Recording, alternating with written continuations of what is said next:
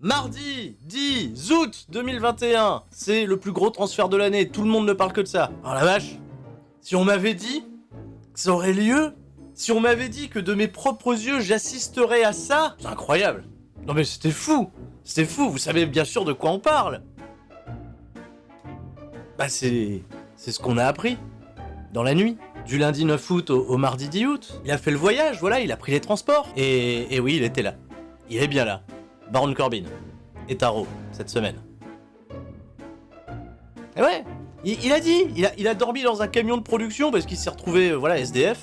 Jinder Mahal lui a fait coucou, il lui a dit frère, viens catcher contre Drew McIntyre, peut-être que je te donnerai des sous.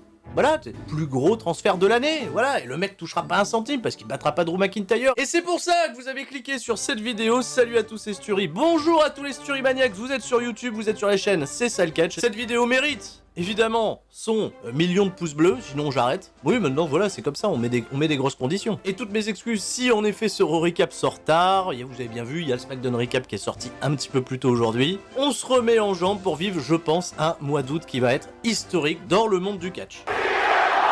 Mais à Raw, c'est la route vers WrestleMania, ou plus exactement SummerSlam, qui pour Vince McMahon est son vrai WrestleMania, celui où on a une vraie route avec les fans qui sont présents et plein de fans qui sont également là à Las Vegas le 21 août. Dans l'actualité, vous le savez, ça va mal, on en a parlé sur twitch.tv/Tury316. NXT, c'est la Hesse, ça va tout changer NXT. Ouh là là, quand je disais la Ligue 2 et qu'on se moquait de moi, vous avez bien vu? Voilà, qui c'est qui a raison?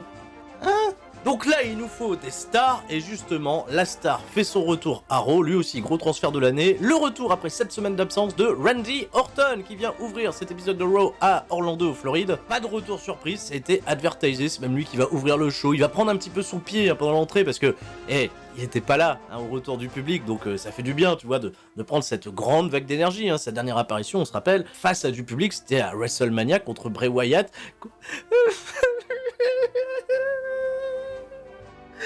Bray Wyatt. Et si vous avez des souvenirs de ça, il en a pas vraiment profité, parce que les gens étaient sortis de ce match plutôt pantois.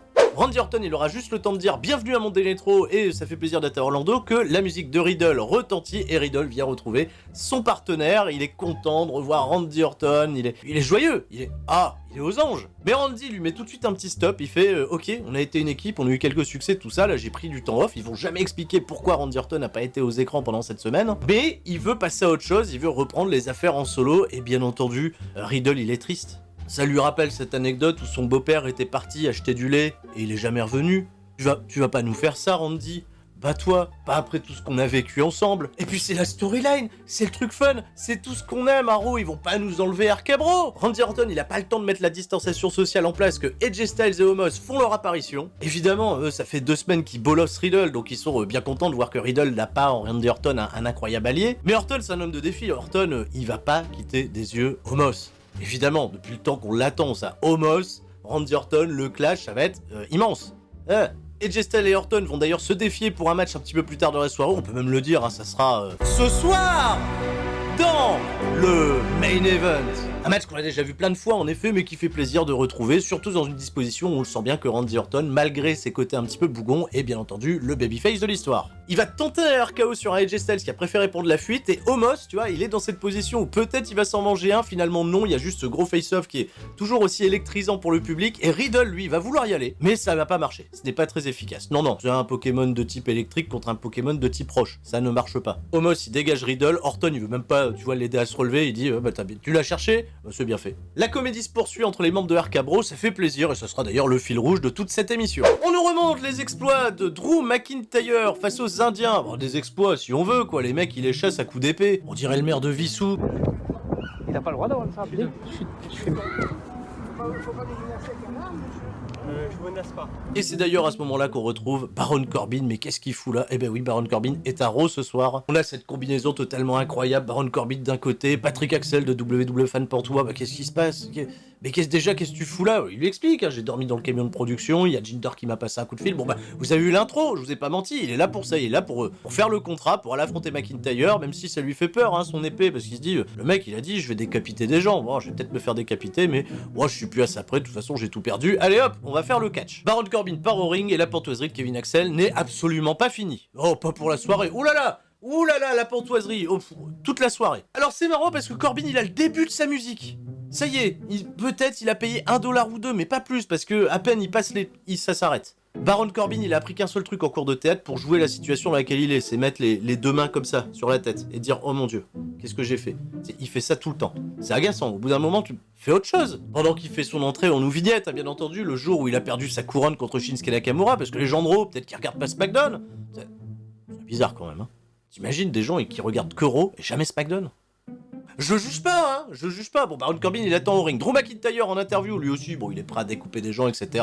Et grosso modo, les quelques mots qu'il a pour Baron Corbin, c'est Karma is a bitch, c'est bien fait pour ta gueule. Et pour ce soir, je vais passer un message à toute la bande d'Indiens qui t'a employé, comme ça tu prendras pas de bifton, et moi je repartirai avec une victoire, patati patata. Il part au ring, Kevin Axel reste fan France, et on est parti pour un combat qui va durer 9 minutes 50. Hein, quand Finn Balor, lui, il a disposé de Baron Corbin en à peine 2 minutes 30, là, 9 minutes 50. Ce qui a permis de faire une pub pendant le combat, d'avoir un plan sur les Indiens qui regardaient ça sur un écran backstage. Après, je pense que vous avez tous vu un Baron Corbin contre Drew McIntyre une fois dans votre vie. Baron Corbin, quand ils le font venir à Raw, c'est juste pour affronter McIntyre, hein, il fait rien de plus. Il a pas le droit d'affronter quelqu'un d'autre. Un moment, quand Drew McIntyre il est en contrôle, il va chercher un micro et il dit à Baron Corbin, c'est bien fait pour toi, t'es pathétique. Il avait déjà dit exactement la même chose tout à l'heure en promo. C'est pour les gens qui sont dans l'arène, s'ils ont pas bien compris, comme ça, vous êtes sûr, hein, vous regardez Raw. Hein. Bon, maintenant, je sais que t'as besoin d'argent, tu me fais pitié, combien tu veux? Baron Corbin, il fait, je sais pas, moi ça me gêne, $100 000.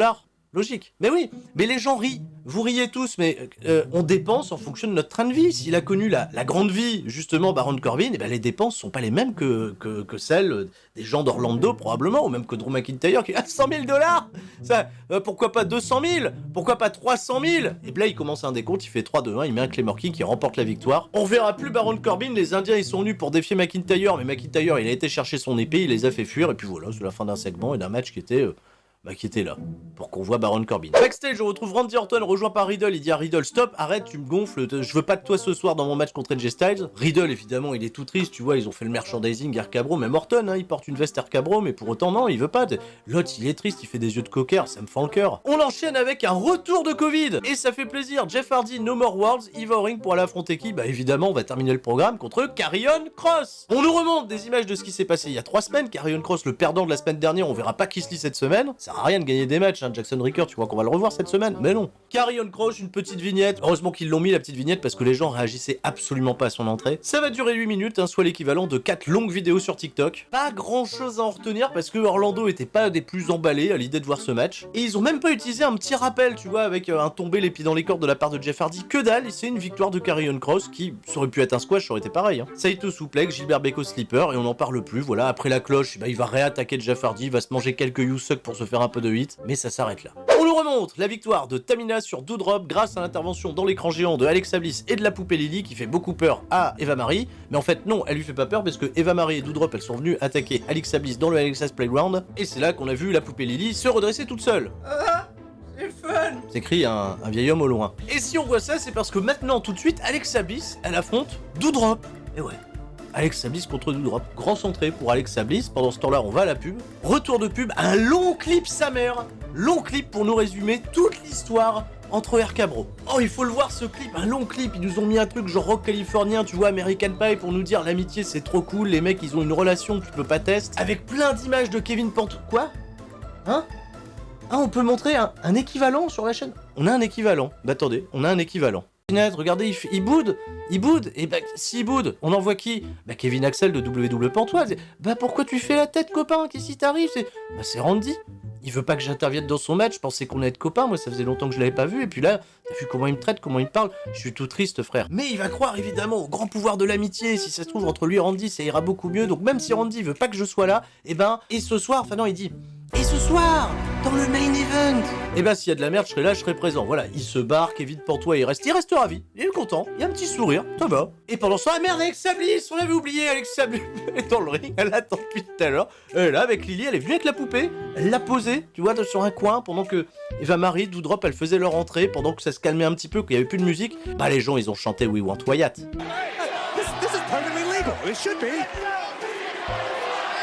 Rien à signaler pendant ce match de 3 minutes 30, c'était même pas un bon match d'Alexa Bliss, qui avait montré de belles choses, je me souviens encore contre Shayna Baszler, tout ça, j'étais assez impressionné par le catch qu'elle avait donné ces dernières semaines. Là, avec Doudrop, l'idée c'était plus de faire de la comédie, de faire du rapport de force, mais c'est surtout la fin du match, hein, voilà, qu'on va retenir. Doudrop, à un moment, elle est en contrôle sur le combat, et son regard croise celui de Lily. Et il y a un gros plan sur Lily qui va faire un clin d'œil à Doudrop.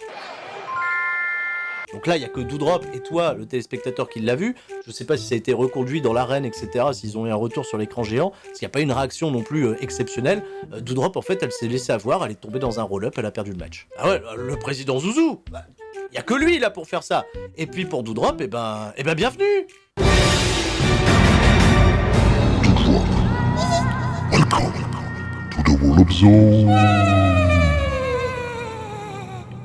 On nous remontre des images de Damien Prieur qui arrose le Miz du match tag avec Sheamus et Ricochet, parce que justement là, maintenant, tout de suite, backstage, c'est la nouvelle alliance, les super vilains de WWE. T'as pas l'impression que c'est quand même la ligue des super vilains. Sheamus, Morrison et le Miz qui nous présentent la seconde heure de Raw, à savoir deux combats. Le premier, Sheamus fera face à Ricochet dans un Contenders match, et derrière Morrison, refait le match contre Damien Priest. Moi je veux bien, hein. Ricochet il a un match Contenders, mais normalement le Contender c'est pas déjà Damien Priest, ou alors on part sur un triple sweat à SummerSlam. Enfin déjà il faudrait que Ricochet il batte Sheamus. Un excellent combat, peut-être le meilleur de la soirée, 10 minutes 35 avec Ricochet qui va finir par perdre, parce qu'à un moment il a essayé de faire un coup de boule à la volée sur Sheamus, mais Sheamus il a un masque qui fait mal visiblement, il a porté son bro kick, il a gagné, il y avait des chouettes choses dans ce match. Et Ricochet qui a réussi à se rendre over auprès du public, juste avec son catch. Ouais, comme quoi des mecs qui catch ils arrivent à se rendre over, vous le saviez pas WWE?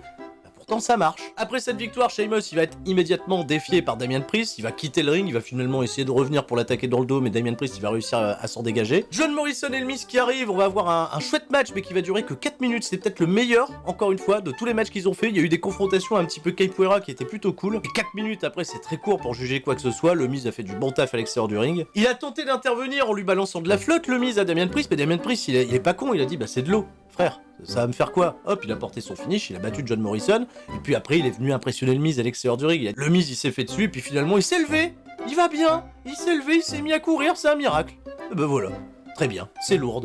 Voilà. Non, c'est pas lourd, on est à Orlando, mais c'est peut-être pareil. À la fin, il a refait une promo face à Sheamus, Sheamus il s'est pointé, voilà, les défis sont lancés, mais on a toujours pas de date, on sait pas quand est-ce qu'ils s'affronteront, je sais pas si Vince lui-même le sait. On nous remonte la défaite là de Ali et de Mansour contre T-Bar et Mace, parce que cette semaine, encore un match. Bon, cette fois-ci, c'est pas on refait le match, c'est juste Ali, il fait face à T-Bar. Ali dit à Mansour backstage, t'inquiète, je vais te montrer une leçon ce soir, tu vas voir comment ça se passe. Bon, on a vu comment ça se passe, 3 minutes, victoire de T-Bar sur Ali, c'était chouette. Après le combat, Reginald, il est en session photoshoot, il se fait attaquer par Akira Tozawa et R-Truth qui étaient venus déguisés. Tu vois, on se croirait dans Tintin, tu vois, quand t'as des mecs qui arrivent déguisés, en fait c'est pas eux, etc. Hop, ils enlèvent leur masque, et c'est le capitaine Haddock. Reginald, il a fait quelques esquives, il a fait Vincent Cassel dans Ocean 12, et puis c'est terminé, voilà, il s'est enfui, et puis on passe à la suite. Axel Kevin de WWE Patrick, il est en interview avec AJ Styles et Omos au sujet du match avec Randy Orton ce soir, etc. Alors AJ Styles, ouais, fais pas peur et tout. Je sais pas, j'ai rien retenu, je sais même pas si j'ai écouté en réalité. Bon, tout ce que j'ai retenu, c'est Kevin Pantois, il est resté Axel. On passe à la suite, c'est Bobby Lashley qui répond au challenge de Bill Goldberg. Putain, c'est ça chaque semaine. Sauf que là, cette semaine, Bill Goldberg, il est pas là. Ils vont parler de son gamin, là, qui était au premier rang. Mais non, on l'a pas menacé. On a essayé de le rassurer, de lui dire, dis à ton papa, on va le raisonner, qu'il vienne pas catcher comme Bobby Lashley, parce que il va se blesser. T'as pas envie de voir ton papa. Donc il s'excuse, on se trouve des excuses. Ça dure trop longtemps pour ce que c'est. C'est pas mauvais dans la delivery, etc. Ok, mais ça avance quoi au programme? Il est pas là, Goldberg. Y a personne qui vient répondre à Bobby Lashley. Ça dure trop longtemps pour ce que c'est. On passe à la suite. Putain, c'est le champion du monde quand même, merde. On nous remontre un long clip sur toute l'histoire. C'est vrai que j'avais oublié ça. On en a pas parlé depuis le début. J'étais plus habitué. Charlotte Flair, Rhea Ripley, Nikki Cross. Les cash-in, les victoires, Nikki Cross, Charlotte elle gagne, après elle perd, on comprend plus rien. Et là, backstage, on a écrit un replay, il y a Sarah Schreiber qui nous apprend que Rhea Ripley, elle affronte Nikki Cross, juste après. Ah ouais. Donc ils vont donner le babyface contre babyface pour tuer l'intérêt des gens. C'est super, c'est exactement ce qui va se passer, on est parti, on va au ring. Bon, Nikki Cross, elle a fait son discours comme quoi elle a la confiance, elle a battu Charlotte Flair, elle est l'underdog pour SummerSlam, mais t'as vu, même en étant l'underdog, on fait des trucs. D'ailleurs, Rhea Ripley, pendant sa promo, elle a fait des jeux de mots sur le terme underdog. Le combat va durer 9 minutes 30. Nikki Cross, je le rappelle, elle a quand même un super selling, mais alors, elle vend tellement bien, elle vend même au-dessus de ses vêtements. Enfin, la meuf, elle vendait ses blessures de la semaine dernière, ils lui ont mis un bordage au-dessus de sa tenue. Est-ce que quelqu'un fait ça? Est-ce qu'il y a un corps médical qui peut intervenir, s'il vous plaît? Donc 9 minutes 30, où en effet, ils ont tué l'intérêt des gens petit à petit, plus le match avançait. Charlotte Flair, elle est arrivée, elle a fait disqualifier tout le monde, elle a arrêté son cours de yoga. Je sais pas, elle est arrivée comme si elle sortait de son cours de yoga. Voilà, elle a niqué tout le monde, elle est repartie backstage, on nous rappelle que ce soir, dans le main event, Randy Orton, voilà, il affronte AJ Styles, ça vous le savez, et là, on a un petit clip. Un truc enregistré de ces façons un petit peu cinématiques et tout avec c'est une chouette musique et tout, c'est Elias. Elias, il est avec sa guitare, il regarde sa guitare, tu sais, c'est fort produit, il y a un petit feu, tu sais, et puis il met sa guitare au feu. Elias, il brûle sa guitare, il arrête d'être Elias, il y a même une voix qui dit Elias est mort. Elias, il pourra plus faire Who Wants to Walk with Elias, c'est fini. Il a mis la guitare à brûler. Tout ce qui marche avec le public, quand le public revient, ils arrêtent. Je comprends pas. Elias, il va revenir en super-héros, on n'est pas prêt. Évidemment, un vidéoclip qui laisse toute la table des commentateurs pantois. Sarah Schreiber en interview avec Charlotte Flair qui vient de passer un message qui dit oui, alors vous voulez du mal pour Charlotte Flair, vous voulez que sa carrière se termine, voilà, moi je viens répondre de toutes les critiques qu'on fait. Oh, elle me gave, j'ai pas envie de l'écouter, on passe à la suite. Axel Fentrick, il est en interview avec Randy Orton, alors tu vas te réconcilier avec Riddle, je lui ai parlé tout à l'heure. Non mais Kevin Pantois, il est partout, il vient rapporter à Randy Orton ce que lui a dit Riddle tout à l'heure, et Randy Orton, il en a rien à foutre. Kevin, il reste Patrick à la fin du segment, puis on est parti, c'est l'heure du main event. Pendant l'entrée de Randy Orton, ils vont nous diffuser un clip qui est sponsorisé par un hamburger, figure-toi, pour nous dire que Randy Orton, c'est quand même un super catcheur. Bon, vous le savez déjà. Hein. AJ Styles vient accompagner d'Omos, ça va durer 11 minutes 20, toute la première partie avant la pub, et t'as l'avantage de Randy Orton, et ça fait plaisir. Tout le public est embarqué par le catch de Randy Orton, c'est des choses simples évidemment, mais ça a toujours son petit effet, il y a eu la sensation de manque qui a été créée, Randy Orton, il est cool. Il va perdre du temps justement à faire des face-off très insistants avec Omos pour se laisser distraire et donner l'avantage à AJ Styles pour le retour de pub. Finalement, pendant son comeback, alors qu'il est prêt à porter son RKO, Omos va tirer AJ Styles à l'extérieur du ring, Riddle va arriver et va s'en prendre à Omos, ce qui va permettre à Randy Orton de contrer AJ Styles qui tentait le Phenomenal Forearm en RKO, victoire d'Orton 1-2-3, et l'aftermatch, tout le monde l'attend, la réconciliation des RK Bro, on est parti, Orton veut pas trop au début, on a tout le soutien du public, Riddle, il est trop cool, gros câlin, ça y est, RK Bro, il s'élève à droite, à gauche, devant, derrière, RKO de Randy Orton, j'ai fait un dab. Ah ouais, à titre perso, j'ai fait un dab parce que c'était parfait, ça arrivait dans un timing incroyable. Randy Orton, il a le smile, et c'est pas une trahison, hein. C'est ça n'a aucun sens, évidemment, parce qu'ils vont rester copains. Ah oui, ils vont rester copains. C'est pas une trahison, on va pas avoir Orton contre Riddle, c'était juste une manière de dire, ok, on va faire équipe, je te mets à RKO. Bah si, t'es pas au courant, bah demande à John Cena. Oui, parce que John Cena, il les a fait se réconcilier, et après il a fait un dark match avec Damien Priest. Voilà. Donc il n'y a pas de trahison, c'était juste un geste affectif. Et je reste là-dessus, c'est ce qu'il y a de mieux à Raw cette semaine, c'est ce qu'il y a peut-être de mieux à Raw tout court. Je le disais avant le départ d'Orton, et ben je vais le dire maintenant dès son retour. Orton et Riddle, c'est fun, dans le bon sens du terme. J'ai assez hâte de voir la suivre, mais maintenant voilà, c'est quelques minutes isolées dans un show qui m'a paru, à côté de ça, totalement interminable et dispensable. Merci pour avoir visionné cette vidéo, bisous aux Parisiens qui ont réalisé le transfert de l'année. Quoi qu'il en soit, Messi ou pas Messi, hein, le Racing Club de Lens vaincra. Et surtout, tout le monde reste fort. Même les gens qui chantent sur du Minus et Cortex, c'était Sturi. Ciao, bye bye. À quoi? Messi? Ça m'intéresse pas. Il fait 1m70 et il a plus de 30 ans. C'est encore une idée Hunter, ça.